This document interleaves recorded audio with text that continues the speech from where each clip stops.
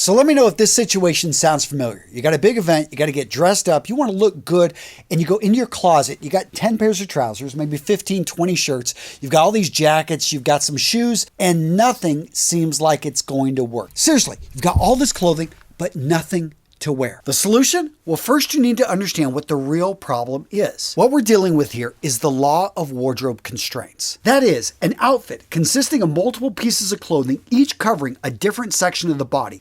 If one clothing section is limited in usage, this constraint is the limit of the total outfits a man can create. Simply put, you may own 10 pairs of pants, but if half of them don't fit you, if 2 of them have stains, holes, are dirty, if 2 of them are the wrong style, then really you've only got 1 pair of pants that are gonna work with that shirt. And right now you can't find them because they're probably down in your laundry somewhere.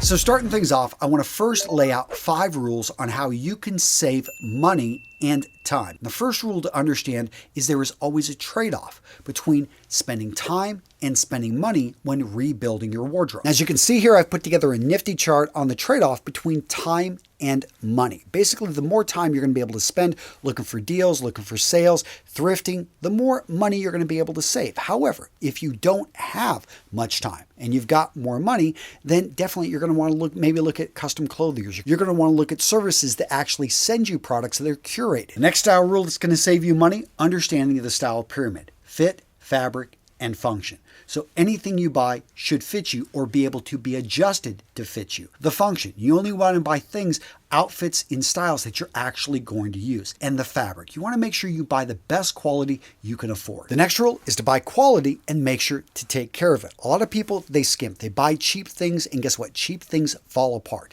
Spend a little bit more money, save up, and get something that's going to stand up to the test of time. Next up, I've got the style theory of value. And this basically says, buy what you want and then wear the heck out of it, because it's okay to spend a little bit more and get something that you're going to wear hundreds of times versus getting something that you went cheap on, but you don't really use it at all, but maybe a few times. The cost per wear is going to be a lot higher for that cheaper item that you don't use versus the more expensive item that, again, you use the heck out of. And last but definitely not least, in fact, many people have told me this style rule right here is probably the most powerful one they've ever learned from my channel, and that is the law of interchangeability. So if you have 4 pairs of shoes, if you have 4 shirts, if you have 4 pairs of trousers, and you have 4 jackets, 16 pieces of clothing. But if they're 100% interchangeable, you have a total of 256 outfits. And to further illustrate that point, I want to bring in today's sponsor, Anson Belt & Buckle, and talk about their interchangeable belt system. You see 3 buckles, you see 3 straps, but guess what? You've got 9 different belt combinations here. Why? Because all their buckles, all their straps are interchangeable. So when it comes to all the different styles of straps, and they've got dozens and dozens of them, and then look at those buckles. Look at all the different styles from casual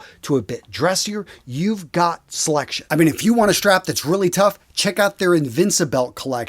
And if you conceal carry, these are a solid choice. But maybe you want something higher end, then check out their Premier collection. They've got straps with crocodile and Italian calfskin. And what really sets Anson Belt & Buckle apart, the micro adjust system. This allows you to adjust your belt to 1/4 of an inch. And another big advantage is it doesn't warp the strap. Simply put, you get a more comfortable belt that will continue to look great over time. And gentlemen, if you're looking to get a deal on an Anson Belt & Buckle, you need to be on their email list. Every once in a while, they've got their complete belt flash sale where they give you 20% off. However, if you want to save even more, then make sure to join their new Anson Text Club. There, you can get a notification for up to 30% off. And I do need to mention their customer service because I know one of you guys years ago cut your belt too short. And he's like, hey, Dave, he reached out to him. He's like, I'm sorry, can I just buy another strap? You know what Dave did? Dave's just sent him another strap, no cost, because that's the kind of customer service these guys do. They treat people like family, and that's the kind of company I love to support, an American company that basically has its customers back. Now, where to start? I recommend their box set. This is going to be the best deal. You get 2 straps and 3 buckles, 6 combinations. It's the best deal. Use that link in the description of today's video to go over to Anson Belt & Buckle. Awesome company, proud to support them. All right, so you got the 5 rules. Now let's address the situation. Let's look at the need.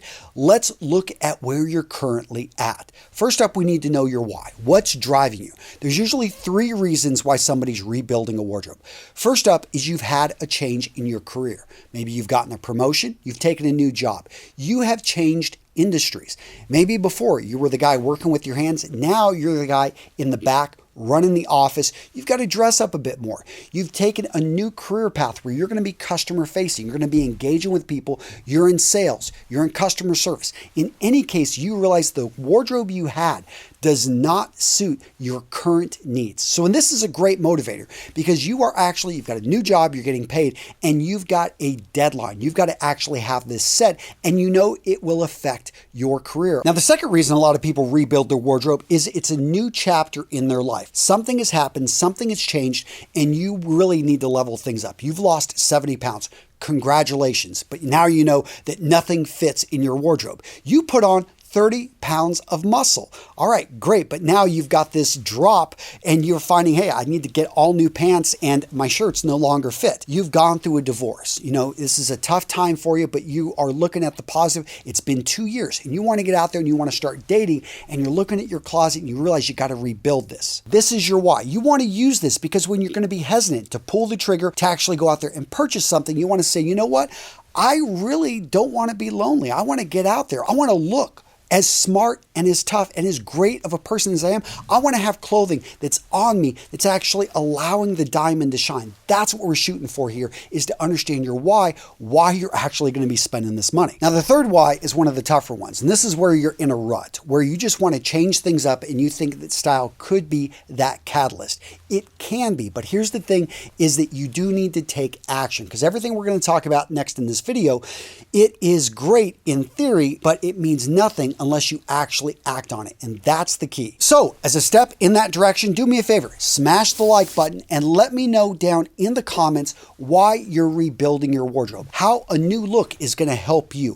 What is your why? What's your motivation? It's a small thing, but it lets me know that actually people are watching this, that they're actually going to take action on this. And it's a place where hopefully then maybe you let other people in your life know what you're doing. Maybe you set up a time with a clothier, or you actually go into, you have a friend that goes with you to buy the clothing, because this, having someone hold you accountable, is the biggest, one of the most important steps you can take to rebuilding your wardrobe. Making sure that you've got your why and then sharing it with others so that they can help you on your journey. All right, so you've got your why. Now let's start going through your clothing. We're going to assess what you have, and you're going to have 4 piles. You're going to have love it, you are going to have live with it, you are going to have loathe it, and you are going to have lose it. And let me explain each of it. Lose it, this is going to be the easy ones. These are things that don't fit you, cannot be adjusted, that you don't even know why it's in your closet. These are things that are stained. These are things that are beyond repair, are worn out. Put that in the lose it. You just need to get rid of this. The loathe it. This one's a little bit harder. You've got this because you think someday you may need it, but you haven't worn it for 2 years. You've got it in your wardrobe. You're not even sure. You don't feel good in it. For some reason, that jacket, that suit just doesn't fit you properly, but you spent $500 on that thing. You don't want to throw it out, but yeah, you just don't feel good. You loathe it. So put it in that category. Next up, the live with it. These are things that you wear and they're decent and they just get the job done. These are your workhorses. Next up, we've got love it. So these are those items that just fit you amazingly well. It's a color that just complements, works with your eyes. You get compliments every time you wear this shirt, every time you wear these shoes. Those are the key cornerstones that we want to build the rest of your wardrobe on, and I'll expand on that here in a few minutes. So leveraging the power of the L's, the easiest place to start is the foundation of your outfits, your shoes. Right here, you want to go through and immediately, again, identify what is a lose it. These are going to be things that don't fit you. They are beyond repair. They're just shoes. You don't even know why you've been keeping them. Go ahead and throw those out. Donate them, whatever it is, if they're in good shape. Now, when it comes to loathe, I get that you spent a lot of money on those shoes and they just are not your style. You just don't wear them. You don't like them. I want you to go ahead and create a box for the loathe. You're going to put loathe right on it and you're going to put the date, because everything that you loathe that you just have been hoarding, you don't want to get rid of, you're going to put into that box. In worst case, you can open up that box and grab it at a later point. Key here is we need to get this out of sight. We just need to get this out, and we need to start the timer on it, because in a year when you haven't used it, you're not going to feel bad donating it. But if you do need to pull it out, hey, it's there for you. Next up, let's look at the workhorses. This is probably going to be most of the shoes in your wardrobe, from your running shoes to your casual shoes, definitely your casual shoes, even maybe your dress shoes. You've got these and you've had them and you wear them and they work, and maybe they're even a decent company, decent build, but you know that, yeah, you just don't love them. Why? Because you've got one pair, you just wear those and they look amazing. And it's a small detail. For you, maybe it's broguing, it's the detail of the style, it's the overall look, the color, the way that you've gotten compliments on those shoes every time. Maybe they're two-tone, and this is what you want to build off of. Ideally, with your wardrobe, everything eventually becomes a love, because when you can do that, when you've got shoes you love, matched with trousers that you love, matched with a jacket, matched with shirts that you love, all of a sudden you've got a combination, you've got an outfit that is friggin' awesome. And even if just half the items in there are love and the other half are just, hey, these are workhorse, these are just, they get the job done, you're still going to have an outfit that makes you feel like $1,000,000. And that's what we're shooting for. So you went through your shoes. Now it's time to go through everything else. You start going through your jackets. You start going through your dress shirts. You go through your casual shirts. You start going through all the items in your wardrobe. And again, what we're looking for is to get rid of, to clean things out, to give ourselves a little bit more room so we can assess, and the things that should remain after you've gone through that. Again, even your underwear and your socks, you're doing the same thing. You are gonna, hey, I live with this. I love it. And that's what should remain after you're done with this exercise. So now take that loathe box, you've got it full, maybe it's even a couple boxes. Again, you seal this up, you date it, you put it to the back of your closet, or you put it in storage. But let's start going through the live and the love. Most likely your wardrobe is much lighter, much smaller. You're going to be able to start looking at things, but you want to assess, why do you actually love the items that you do? We've all got an idea of who we are and that individual style. And some people are going to be more creative. Some people are going to be a little bit louder. Some people are going to go for more patterns, brighter looks. You want to find what you have naturally been drawn to and start to write this down. In fact, let me know down in the comments your go-to color. Why? Oftentimes it's maybe something that repeats the color in our eyes. I know for me, I love earth tones, dark greens. I like browns. I've got brown eyes. But if you've got blue eyes, if you've got green eyes, you start finding that certain things just worked with your skin. Again, you've received compliments on those items you're wearing, but we're assessing, why do you love the items you do? Now, the next step here is to start piecing outfits together. We want to see, with the blocks, with the pieces that you have, what can you assemble? So you probably got maybe rid of a lot of your shoes. Perhaps you got rid of a lot of those shirts that just didn't fit. All of a sudden you're finding that, I am really deficient in these certain areas. You need, let's say, some new dress shirts. You do not actually have a suit that fits you. In fact, because you have lost so much weight and it cannot be adjusted, you really need to get one, because you are in your 40s, you're in your 30s. You know that you're going to get invited to a wedding, God forbid, a funeral. Things are going to happen in your life, and you want to make sure you're prepared. So you've got a little bit of time too. You can start to look. Notice how we're going back to those basic rules. If you want to save money, you want to have something before you need it. And based off of, just what happens in life, based off of my career as well, I know I'm going to need more of dress shirts. I know I'm going to need more suits. But if, we're talking more of a casual wardrobe here, I think for a lot of you guys, it's going to be having maybe shirts that aren't so loud. It's going to be maybe Henleys. It's going to be polos.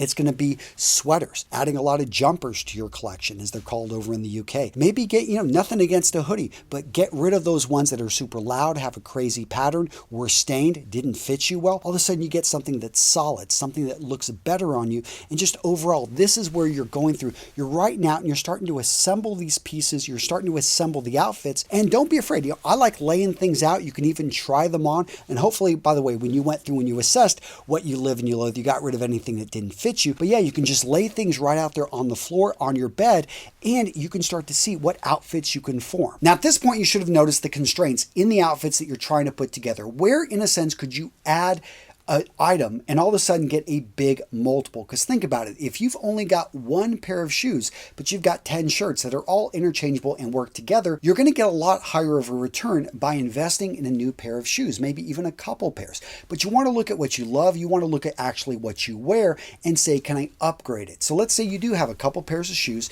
and you've got a pair of boots that you wear all the time. But if you wear boots all the time, why not upgrade those boots? Because you got those one go-to, and they are your rock star boots. They're just ones that every time you wear them, you get compliments. But you can't, they're not practical maybe for day-to-day use. But you do say, maybe I can upgrade to, a nicer pair of boots, upgrade my work boots, maybe get a couple. There's nothing wrong with having a couple in the same style, maybe going for different colors, if you really like that style, or changing things up, maybe just a slightly different style. Right here, we've got, as you can see right here, the eyelets on the outside. This is more of a hiking type of boot. Yeah, having fun, or just saying, you know what, I do like the high top, but I want to go with something a bit more casual. Again, if you're going to wear it, if you're going to get the miles out of it, if you know that, hey, this has been pretty much, my go-to, this has been a workhorse, but I want to make sure it should be not something I have to live with. It should actually be something I love. So I bring in a pair of shoes that every time I put them on, I feel like $1,000,000. And that's where to make the upgrade, where there is an obvious constraint and where you're deficient, where you've got, maybe you're stronger in something else, but you could add something there and it will bring a big return. It's really just going to give you more outfits. Again, I don't want to beat a dead horse here, but I want to be ultra clear. If you've got 10 shirts, if you've got 7 trousers, if you've got 5 jackets, but you only have 1 pair of shoes, do the quick math on that. You are only going to get this many outfits again and again. But if you were to bring in just 2 more pairs of shoes, so you increase it to 3, look at what you've done for the overall number. The math, that's the way the math works. Versus if you kept the shoes at 1, but you added 2 shirts. Notice how the end number did not go up actually that much. So this is the key point, is you want to notice in the area of your wardrobe where the constraint is at, and then upgrade it, and preferably upgrade it to an item that you love. So some of you guys may be wondering, well, how does this fit into a capsule wardrobe? And how does that all play with everything you've talked about? Well, guys, I cover capsule wardrobes right here. It does complement what I talked about in this video. So if you want to go check out this video, it's a good one to go check out. I go into a lot of detail as well. Enjoy, guys. Solid video. And good luck rebuilding your wardrobe. And again, let me know in the comments, what is your why? What's driving you?